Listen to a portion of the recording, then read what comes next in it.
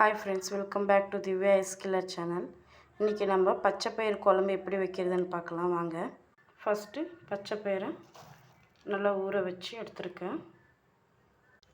தேவையான பொருட்கள் பாருங்கள்: 2 வெங்காயம், ஒரு தக்காளி, இஞ்சி, காஞ்ச மிளகாய், பட்டை, லவங்கம், கொத்தமல்லி பாருங்கள், மிளகாய் தூள், சிக்கன் மசாலா, தனியாத்தூள், மஞ்சள் எடுத்துருக்கேன்.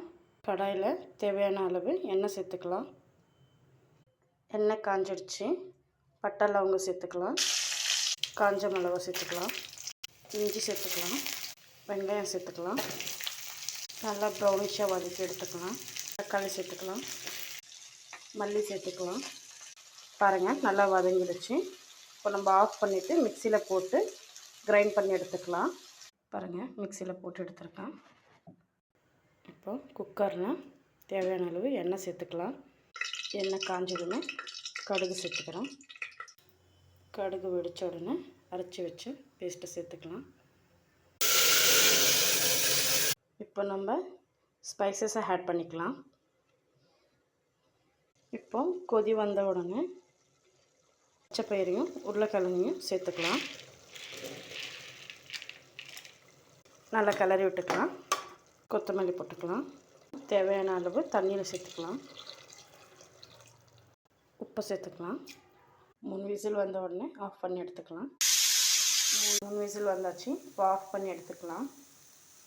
பாருங்கள், 3 விசில் போட்டு எடுத்துருக்கேன். நல்லா பருப்பு வெந்து வந்திருக்கு. இப்போ நம்ம பச்சைப்பயிறு குழம்பு ரெடிங்க. ஆனால் நான் இதை இப்படியே கம்ப்ளீட் பண்ண போகிறதில்ல. இது கூட 2 எக்கு ஆட் பண்ண போகிறேன். வாங்க இப்போ எக்கை ஆட் பண்ணலாம். பாருங்கள், 2 எக்கு எடுத்துருக்கேன். இப்போ எக்கு இதில் போட்டுடலாம். உடச்சி ஊற்றிக்கோங்க. பாருங்கள், எக்கு ஆட் பண்ணி வச்சுருக்கேன். ஒரு 5 மினிட்ஸ் நல்லா கொதி வரட்டும். கரண்டியில் மெதுவாக திருப்பி விட்டுக்கோங்க. மெதுவாக கரண்டி வச்சு திருப்பி விட்டுக்கோங்க. ரொம்ப கலரி விட்டுறாதீங்க, மெதுவாக கலரிக்கோங்க. பாருங்கள், இந்த மாதிரி.